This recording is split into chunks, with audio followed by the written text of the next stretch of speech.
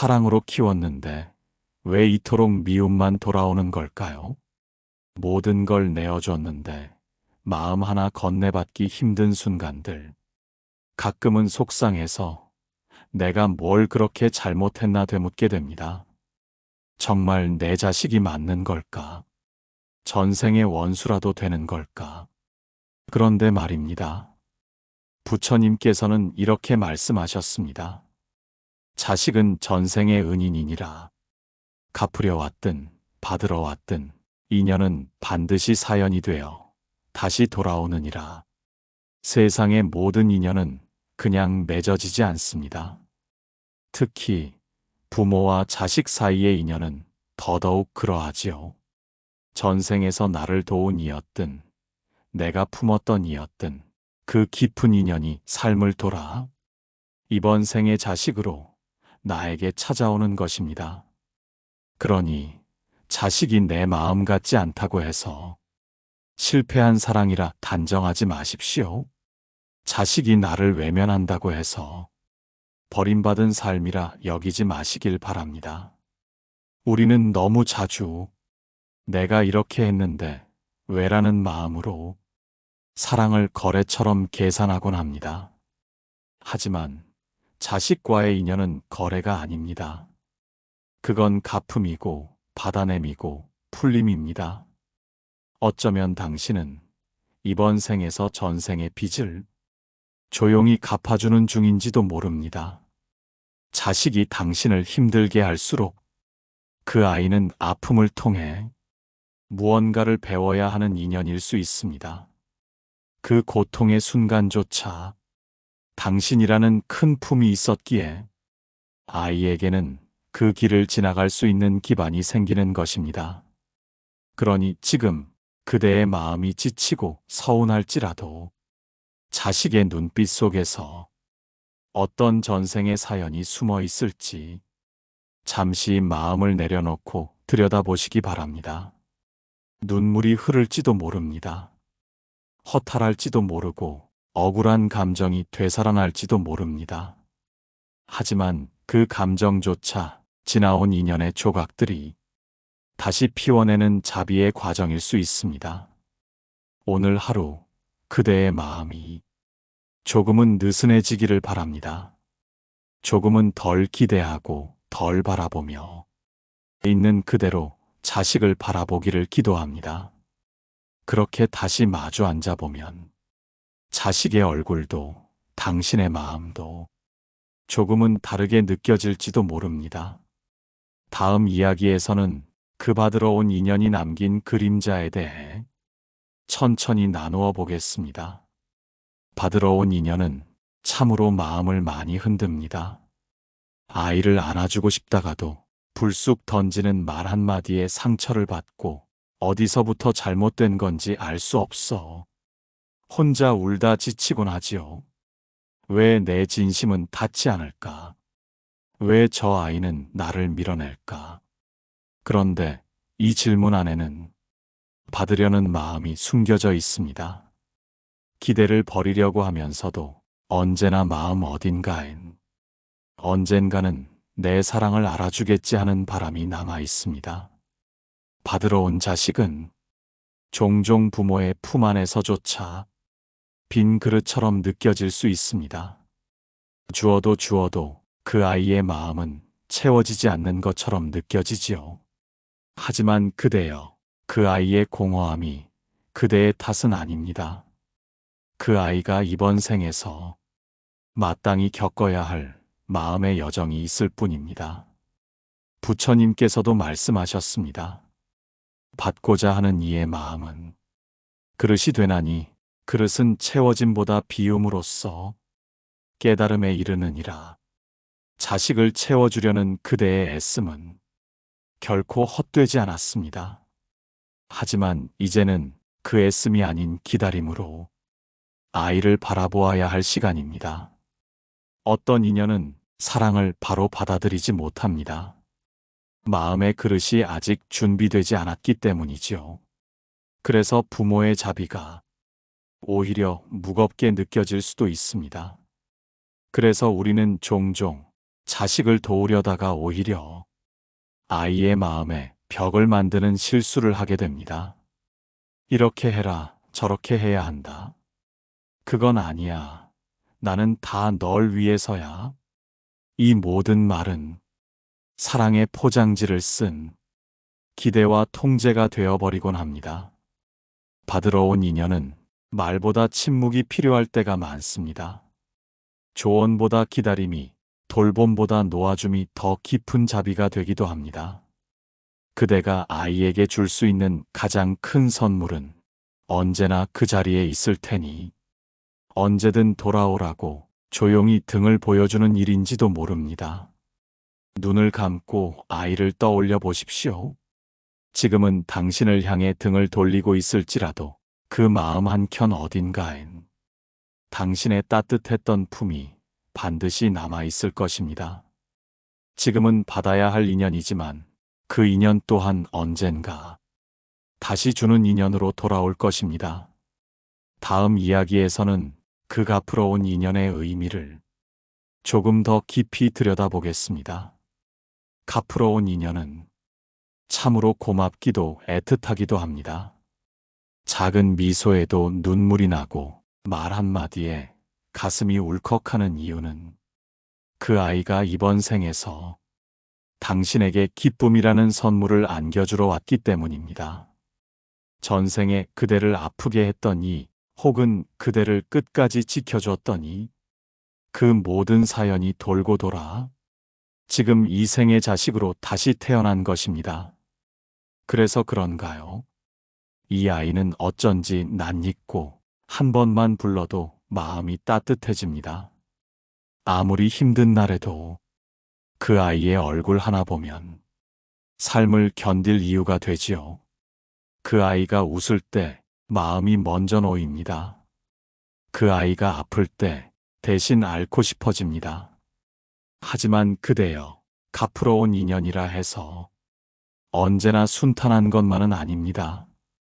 그 아이 역시 이번 생의 짐을 짊어지고 왔습니다. 때로는 혼자만의 상처로, 때로는 말로 설명되지 않는 외로움으로 자신의 생을 살아가야 합니다. 그럴 때 우리는 왜 저렇게 힘들어할까? 내가 뭔가 부족했나 하고 자책하곤 하지요. 하지만 부처님께서는 말씀하셨습니다.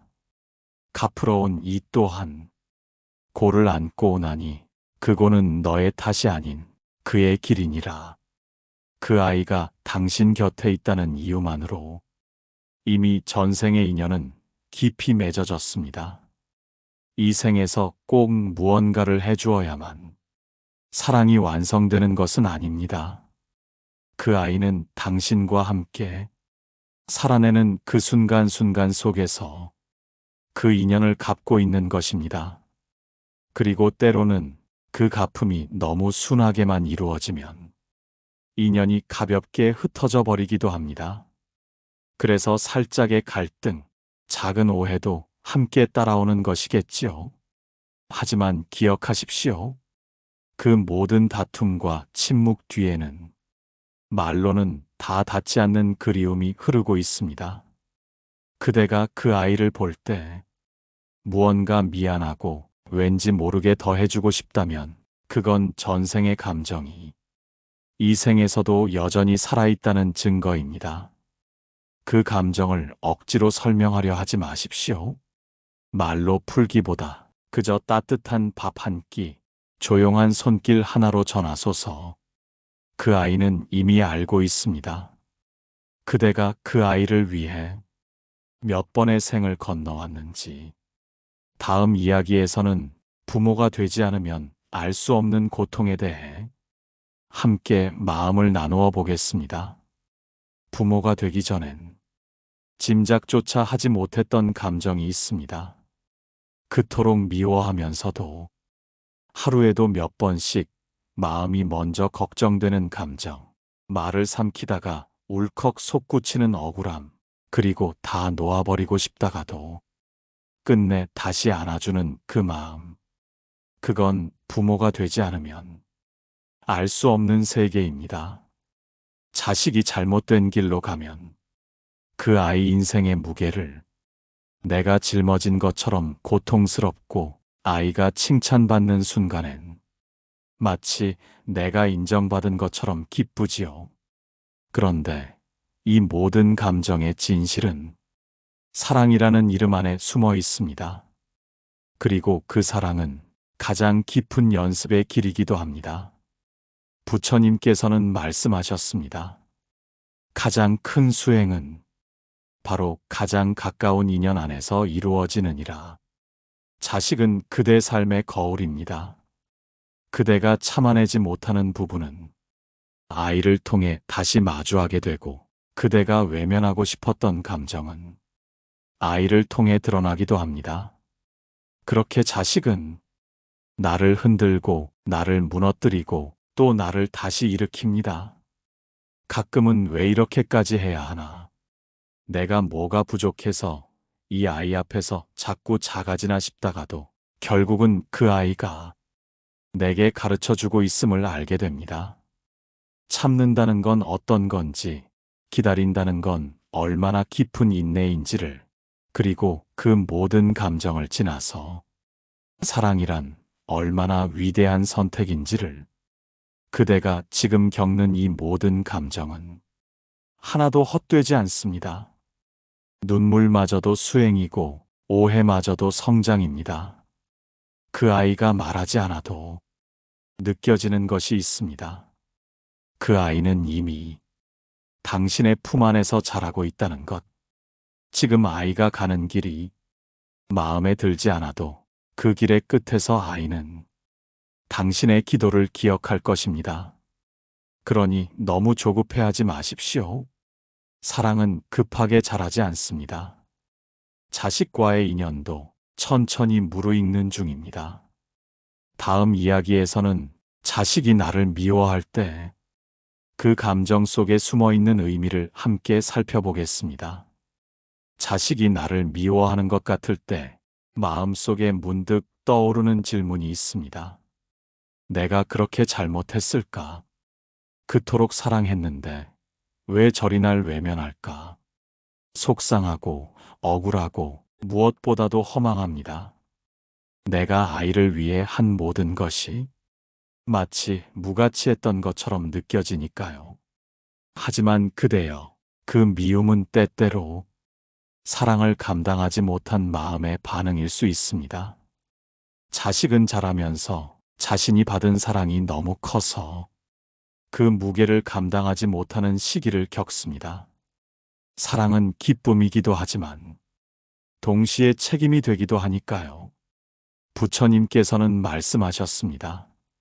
사랑이 깊으면 깊을수록 그늘도 크나니, 그늘에 들면 원망을 탓하지 말고 그 그늘의 주인을 먼저 바라보라. 자식이 미움을 드러내는 건 그대라는 존재가 그 아이 인생에서 그만큼 크다는 뜻입니다. 작은 감정도 쉽게 스치지 않고 한마디 말도 깊이 남는 이유는 그만큼 아이에게 당신이 중요한 사람이기 때문입니다. 그럼에도 불구하고 자식을 향한 원망이 생길 수 있습니다. 그건 자연스러운 감정입니다. 하지만 그 감정에 오래 머물면 사랑도 상처로 변해버리게 됩니다. 그래서 그때 필요한 것은 아이의 말이 아니라 그 마음 뒤에 숨겨진 울음을 들여다보는 일입니다. 그대가 들은 날선 말 뒤에는 왜 나를 있는 그대로 안아주지 않았냐는 외침이 있고, 그대가 받은 무관심 속에는 내 마음을 어떻게 표현해야 할지 몰랐다는 방황이 있습니다. 그러니 너무 고지곳대로 아이의 말과 태도만 받아들이지 마십시오. 그 마음 뒤에는 말 못할 외로움과 미숙함이 숨어 있을 수 있습니다. 한 번쯤은 말을 멈추고 아이의 등을 다독여 주십시오. 아무 말 없이 그저 곁에 있는 것만으로도 나는 여전히 너를 믿고 있다는 메시지는 그 아이의 마음 어딘가에 닿게 될 것입니다. 그대는 이미 많은 것을 해오셨습니다. 이제는 조금 내려놓고 아이의 미움도 사랑처럼 안아주는 연습을 해보시기 바랍니다. 다음 이야기에서는 왜 어떤 자식은 부모의 희생을 당연하게 여기는가? 그 마음의 구조를 함께 살펴보겠습니다. 어떤 자식은 부모의 희생을 너무도 당연하게 여깁니다. 늦은 밤에도 말 한마디 없이 용돈을 요구하고 아플 때조차 당신의 건강보다 자신의 불편을 먼저 이야기하지요. 그럴 때면 마음 한구석이 얼얼해집니다. 내가 이 아이를 너무 쉽게 키운 건 아닐까? 이게 자식이 부모를 대하는 태도인가 하고. 하지만 그대여, 먼저 이 말을 마음속에 새기시기 바랍니다. 부처님께서는 말씀하셨습니다. 은혜를 모르는 이는 지혜가 닫힌 것이요, 감사를 모르는 이는 아직 마음이 자라지 못한 것이니라. 자식이 부모의 희생을 마치 공기처럼 여기게 되는 데는 그만한 이유가 있습니다. 첫째는 그 아이가 지금껏 살아오며 받는 것에 익숙해졌기 때문입니다. 주는 사랑은 반복될수록 배려가 아닌 일상이 되기 쉽습니다. 둘째는 부모인 우리가 내가 아니면 누가 해줄까 하는 마음으로 모든 걸 감싸 안았기 때문입니다. 사랑은 주는 것이지만 가르침은 때로 멈춤에서 비롯됩니다. 아이에게 모든 것을 해주는 순간 그 아이는 더 이상 감사의 감정을 배울 기회를 잃게 됩니다.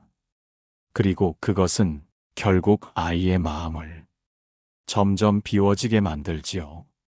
그대가 느끼는 서운함은 사랑이 거절당해서가 아니라 사랑이 깨닫힘으로 이어지지 않아서입니다. 그럼 어떻게 해야 할까요? 때로는 아이의 요구에 오늘은 안 되겠구나. 단호하지만 따뜻하게 말해 보십시오. 때로는 자신의 감정을 직접 전해 보십시오. 엄마도 요즘 마음이 조금 지쳤어. 하고. 이런 말이 익숙하지 않더라도 한 번쯤은 부모도 사람이라는 것을 보여주는 것이 자식에게 진정한 가르침이 될 수 있습니다. 자식은 결국 부모의 마음을 통해 자랍니다. 당장의 편안함보다 마음의 깊이를 체험할 수 있도록 조금은 거리를 두고 바라보는 지혜가 필요합니다. 당신은 지금까지 충분히 많이 주셨습니다. 이제는 그 사랑이 아이에게 뿌리내릴 수 있도록 시간과 여백을 선물하소서. 다음 이야기에서는 가장 큰 원수도 자식으로 태어날 수 있다는 인연의 깊은 의미를 함께 나누어 보겠습니다. 내가 낳은 자식인데 어쩌다 이토록 날 아프게 할까? 이 말을 한참 머금고 있다 보면 어느 순간 문득 이런 생각이 듭니다. 혹시 전생의 원수가 자식으로 태어난 건 아닐까 하고. 그대여, 이 말은 허황된 미신이 아닙니다. 삶은 그렇게 단순하지 않기 때문입니다. 오래된 인연은 사랑만으로 맺어지지 않습니다. 풀리지 못한 원망도, 갚지 못한 빚도 삶을 돌아 다시 마주하게 됩니다. 부처님께서는 말씀하셨습니다. 가장 큰 업은 가장 가까운 인연으로 다시 태어나 그 삶 안에서 스스로를 밝히게 하느니라. 원수도 자식이 될 수 있습니다. 그 말은 그만큼 큰 아픔을 함께 통과해야만 비로소 그 인연이 맑아질 수 있다는 뜻입니다. 그대가 겪는 고통은 이 생에서 처음 시작된 것이 아닙니다. 말이 안 통하고 이해할 수 없는 갈등이 반복된다면 그건 전생에서 이미 마주했으나 풀지 못했던 감정의 잔재일 수 있습니다. 그러니 자식을 원망하지 마십시오. 그대도 모르게 그 아이가 그대에게 오기까지 수많은 생을 돌고 돌며 다시 기회를 얻은 것일 수 있습니다. 그 아이의 거친 말투, 무관심한 태도, 심지어 상처 주는 행동조차 모두 그 아이가 자신 안의 업을 이겨내려 애쓰는 과정입니다. 그 아이는 당신을 파괴하려 온 것이 아니라 당신의 품 안에서 자신을 다시 태어나게 하려 온 존재일 수 있습니다. 자식이 무섭게 느껴질 만큼 미움이 커질 때가 있습니다. 그럴 때일수록 이 질문을 마음에 새겨보시기 바랍니다. 이 아이는 무엇을 배우기 위해 내게 왔을까? 그리고 나는 무엇을 내려놓아야 이 인연이 맑아질 수 있을까? 이 물음이 당신의 마음을 흔들 때 원수 같았던 자식과의 인연도 조금은 달리 보일 것입니다. 우리가 놓지 못하는 감정은 결국 나를 다시 돌아오게 만듭니다. 이 생의 자식으로, 다음 생에 또 다른 인연으로. 그러니 지금 이 자리에서 이 인연을 정성껏 다해 보십시오. 끝없는 인연의 고리를 여기서 끊고 여기서 맑히는 것이 당신이 할 수 있는 가장 깊은 자비입니다. 다음 이야기에서는 내가 낳았지만 나와 너무 다른 자식, 그 차이에 담긴 깨달음을 함께 나누어 보겠습니다. 어느 날 문득 이런 생각이 들 때가 있습니다. 내가 낳은 자식인데 어쩌면 일이 나와 다를 수 있을까? 생김새도 말투도 성격도 가까이 있으면 더 멀어지는 느낌. 무언가 통하지 않는 벽을 마주할 때 당황스럽고 외롭기도 하지요. 하지만 그대여, 자식은 나의 복사본이 아니라 하나의 다른 생명입니다. 전생의 인연으로 맺어졌을지라도 이번 생의 길은 각자의 업과 기질로 채워져 있습니다. 부처님께서는 말씀하셨습니다. 모든 존재는 자신의 법을 따라 피어나나니 자식 또한 너의 길을 걷는 존재가 아니라 자신의 길을 완성하려 온 인이라. 당신의 뜻대로 되지 않는 자식이 실패한 것이 아닙니다. 당신과 다르다고 해서 불효한 것도 아닙니다. 다르다는 것은 그 아이가 자신의 길을 분명히 가지고 있다는 뜻입니다. 그것이 때론 불편하고 이해되지 않아도 그 차이를 인정하는 순간 비로소 그 아이는 마음을 엽니다. 그대는 그 아이가 자신의 세계를 조금씩 펼쳐갈 수 있도록 등이 되어주면 됩니다.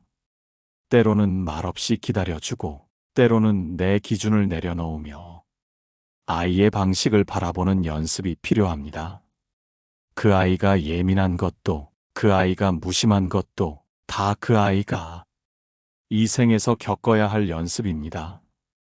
그리고 그 연습의 자리에서 당신은 늘 조용히 빛이 되어줄 수 있습니다. 빛은 말하지 않습니다. 하지만 어둠을 걷게 만듭니다. 그대가 그런 존재가 되어준다면 그 아이는 언젠가 당신의 따뜻한 그림자 안에서 자신의 길을 온전히 피워낼 것입니다. 그대는 그저 내 아이지만 내 길은 아니구나. 그 마음으로 오늘 하루를 살아가소서. 다음 이야기에서는 자식에게 상처받은 부모의 마음이 어떻게 치유될 수 있는가에 대해 조용히 이야기 나누겠습니다. 말 한마디에 마음이 무너지고 무심한 눈빛 하나에도 하루가 울컥하게 흘러갑니다. 자식에게 받은 상처는 어떤 이의 말보다 더 오래, 더 깊이 가슴에 남습니다. 그렇게 안 키웠는데 내 마음은 몰라줘도 너무 몰라준다. 그래서일까요? 부모가 자식에게 받는 상처는 말로 풀 수 없어 더 아프고 어디에 기대지도 못해 더 고독하게 남습니다. 그대여, 그 상처를 꼭 참거나 억지로 잊으려 하지 마십시오. 그 마음은 외면할수록 더 깊어지니 차라리 천천히 마주하여 그 안에 숨은 사연을 들여다보아야 합니다. 부처님께서는 말씀하셨습니다. 상처는 자비로 씻어내는 것이요, 자비는 아픔을 껴안는 데서 비롯되느니라. 그 아이가 당신을 아프게 했다는 것은 그 아이 마음에도 다 닿지 못한 그늘이 있다는 뜻입니다. 자식의 미움과 무관심은 자신조차 알지 못한 두려움의 다른 이름일 수 있습니다. 그대가 받은 상처는 사실 그 아이가 미처 품지 못한 자기 아픔의 그림자일 수 있습니다. 그러니 그 상처를 자식의 악의로 해석하지 마십시오. 그 아이도 당신의 따뜻함을 온전히 품을 준비가 아직 되지 않았을 뿐입니다. 자식에게 받은 상처는 오히려 당신의 마음을 더 깊고 넓게 만들어줍니다. 그 상처 덕분에 그대는 사랑이 얼마나 섬세해야 하는지를, 기다림이 얼마나 긴 연습인지를 몸으로 배우고 있는 것입니다. 마음이 많이 아픈 날에는 아이를 떠올리기보다 당신 스스로를 먼저 안아주십시오. 그래도 나는 참 잘 살아내고 있구나. 그 아이가 나를 몰라줘도 나는 여전히 그 아이를 위해 기도하고 있구나. 이런 마음으로 당신 자신의 등을 토닥여 주십시오. 그대의 마음이 먼저 치유되어야 그 자비가 자식에게도 전해질 수 있습니다. 상처는 말로 해결되지 않습니다. 오히려 그 상처를 조용히 끌어안는 순간 그 감정은 자비로 변하기 시작합니다. 다음 이야기에서는 마지막으로 이 모든 인연을 다시 품는다는 것의 의미를 고요히 정리해 보겠습니다. 인연은 때로는 사랑으로, 때로는 고통으로 피어납니다. 자식이라는 인연은 그 모든 감정을 품은 삶에서 가장 깊은 울림입니다. 사랑하고, 기대하고, 실망하고, 다시 용서하고, 그 모든 과정을 반복하며 우리는 부모가 됩니다. 그리고 그 길 끝에서 비로소 자식을 넘어 하나의 생명으로 그들을 바라보게 되지요. 이제 다시 처음으로 돌아가 그 질문을 떠올려 봅니다. 자식은 왜 내게 왔을까? 부처님께서는 말씀하셨습니다. 받고, 갚고, 풀기 위해 인연은 다시 태어나며 그 인연이 곧 그대 삶의 가장 깊은 수행이니라. 받으러 온 자식도, 갚으러 온 자식도, 심지어 원수였던 자식도 이 생에서는 모두 그대의 거울입니다. 그 아이를 통해 그대는 자신의 내면을 보고, 그 아이의 방황을 통해 그대는 기다림을 배우며, 그 아이의 사랑을 통해 그대는 감사의 무게를 느낍니다. 자식이란 내가 감당할 수 있는 인연만 내게 온다는 말이 있습니다. 그 아이가 아무리 거칠고 낯설어도 결국 그대가 품을 수 있는 사람이라는 뜻입니다. 그러니 이제는 자식을 통해 완성하려 하지 마십시오. 자식을 내 뜻 안에 두려 하지 말고 그 아이가 그 아이의 삶을 살아갈 수 있도록 조용히 빛이 되어 주십시오. 때로는 기다림으로, 때로는 단호한 침묵으로, 그리고 마지막엔 아무것도 바라지 않는 사랑으로 이제 그대의 마음에 이 말 한 구절이 남기를 바랍니다. 나는 이 생에서 자식을 통해 나 자신을 다시 배웠노라. 그리하여 이 생이 다할 때 그 아이와의 인연이 서로의 성장을 남기고 고요히 흩어질 수 있기를. 그것이 바로 자식을 통해 깨닫는 수행의 완성입니다. 지금까지 함께 해주셔서 고맙습니다. 이야기 속에서 그대의 마음도 자식의 얼굴도 조금은 다르게 느껴지셨기를 바랍니다. 이 생의 인연이 고단할지라도 그 안에 담긴 전생의 사연을 마주할 때 우리는 조금 더 자비로워질 수 있습니다. 좋아요와 구독, 댓글은 이런 이야기가 더 오래, 더 멀리 마음을 전할 수 있도록 큰 힘이 됩니다. 그대의 길에 부처님의 빛이 함께 하소서. 감사합니다.